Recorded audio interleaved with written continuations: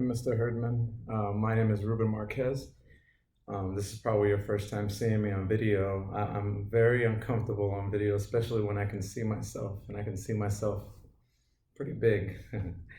I have my wife's computer. I don't know, it's a Surface Pro or something. Um, Let me just give you a little bit about myself before I begin my sermon. I am I am a burnt out pastor. This is my little church. Um, just a little bit of the backdrop. It goes back into a fellowship hall and some classrooms across the yard in another building. I've been pastoring this church for about 6 years now, and I'm ready to call it quits. So a couple of years, actually not a couple of years ago, maybe it's going to be a couple of years next spring. I was looking for some help ministerial-wise. We just didn't have the people here that would step up. I had a lot of deacons and a lot of workers, really, but as far as the spiritual leadership of the church, it was kind of hard to raise up.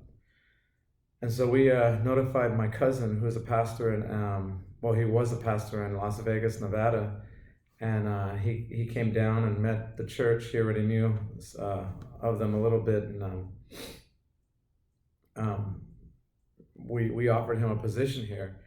I would step down as lead pastor, and he would take over, and I would just kind of help him alongside as an elder, and we can maybe start some kind of discipleship program or whatever his vision would be. I was more than willing to.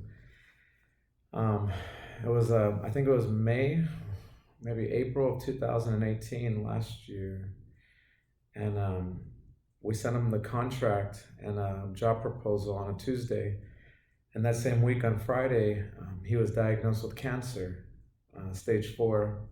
It was in his liver, and they knew it didn't originate, but they just couldn't find it at the time, and it took him a little bit, and they eventually found it, and didn't give him a whole lot of hope. Well, he's still alive, and they're doing treatments, but they still don't give him a lot of hope, and I don't know what the timeline is, but it really threw a wrench in our plans. The church's what we thought was going to happen, and in a way, I kind of lost momentum.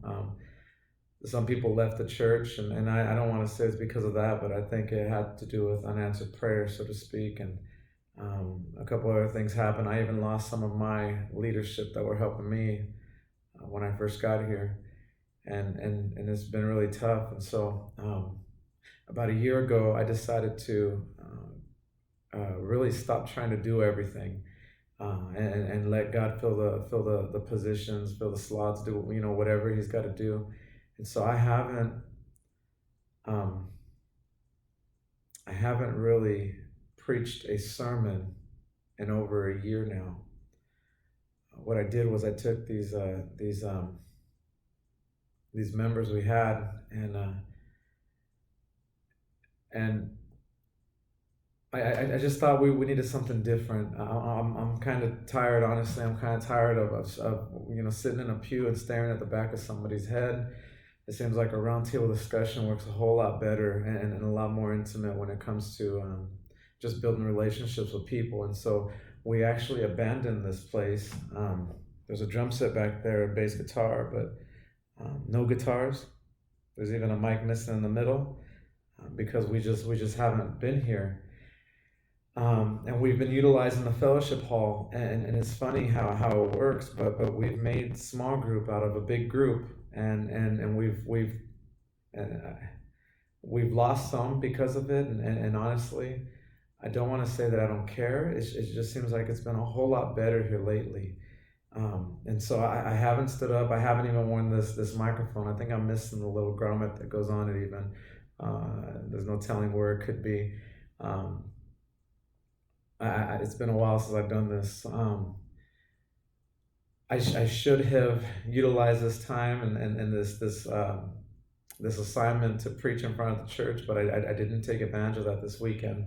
And when I was telling my dad about it this morning, who's also a preacher in Shawnee, Oklahoma, about 30 miles away from here, Del City, he asked, he said, why didn't you do it for church this week? And I said, because I didn't think about it till I think it was yesterday morning when I was preparing for it. So here I am. I have no listeners, so to speak, in the pews, but I'm going to try my best. Like I said, I haven't done this for in over a year, but I prefer expository preaching over everything else. That's the only thing I've known, and the only safe thing I really can fall back on is scripture. So once again, thank you for having mercy on me as far as my assignments and really walking me through it in your videos, your feedback. It's been a rough season. It's been a rough couple years, and like I said, I'm a little burnt out. We're looking for a minister. We have a candidate from Austin, Texas that's been coming down a couple times. And the church is left to vote on December, I think it's 14th or 15th, second weekend. And I'm really hoping that someone could fill my shoes. It's a bilingual church, and I don't even speak Spanish. So we need a bilingual minister here. I don't know if I'm going to stay or not. I love my church family, but we'll see what God has in store. Pray for me, brother. Pray for me if you can, and I really appreciate your guidance in this class.